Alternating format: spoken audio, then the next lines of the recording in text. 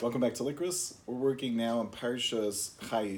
Parshas Chayei is a marriage. Yitzchak Avinu, Isaac, gets married to Rivka. Rebecca's his wife. Rebecca doesn't live in Israel. Yitzchak doesn't leave Israel.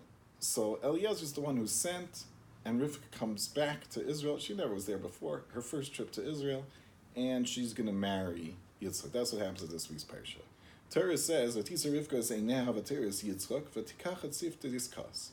Torah says, Rivka now, back when she travels and she sees Yitzchak, she takes a scarf and covers herself with a scarf. That's what Torah says.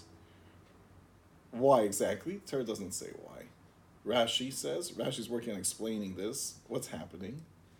Rashi says, we're working on the beginning of Rashi. Rashi says she saw Yitzchak and she saw him Hadur Vitohe. 2 words, Rashi says.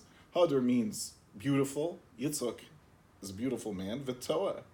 And he's shocking, let's say, as a translation.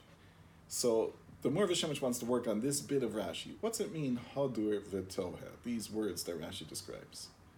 And so he says, Derech Remez, we're going to have a Remez on the words of Rashi, that what's the reason a person wants to go visit a tzaddik? Because nature of a person is that he thinks he's doing great. A person who learns Torah, tries to serve Hashem, can think that he's a big tzaddik himself.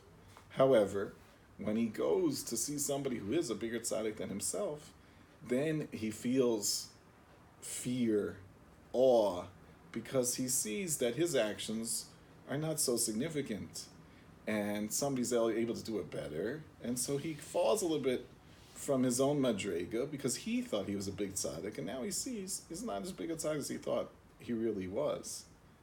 So this can promote a person to do tshuva, to look at his actions carefully and to see what's improper in himself, to do better.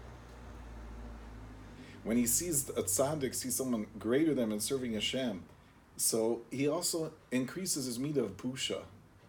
In the Torah, busha, to be embarrassed, is a very good midah. Shame is a very good midah. It's not so popular in the Western world. We have to work on the aspect that's good about it. He's embarrassed that his actions and his midos, his actions what he's done already, and his midos, his character traits, who he is as a person, how he thinks as a person, really could use improvement. He sees he needs to fix that up to serve Hashem better, stronger. That's what comes from going to visit a tzaddik. So when you see here Yitzchak, he's the midah of yira. Yitzchak throughout the Torah is the midah of yira.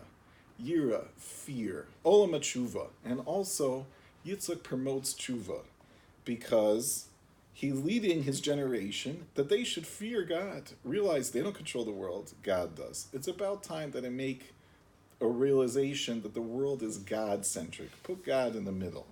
Do tshuva on your own actions. Become a better, more spiritual person. And that's what the pasuk's saying. Rivka, she sees Yitzchak, and she almost falls from the camel. That's how Rashi explains. What's it mean, camel? And remes, it means the gemul, the reward. She realizes her actions, though she was a tzedekis, she was a special person from where she was. She's not the madrega of her soon-to-be husband, Yitzchak. And she is now encouraged to do tshuva by meeting him and make her actions better. That's what tshuva is about. That's what Yitzchak is about. And that's what we find anytime a person goes to visit a tzaddik, somebody greater than him serving Hashem. That's what Rashi says, Hadur V'Toah, that he was Hadur Torah. Hadur in Aramaic means to do tshuva. She saw Yitzchak, she realizes, Rivka, it's time to do tshuva. Toah means wonderment. It means also to regret. Person regrets his previous actions. Person sees, I could do better. I shouldn't have done it that way. I could have done much more. That's Toah in a positive sense. Make one's actions better, stronger.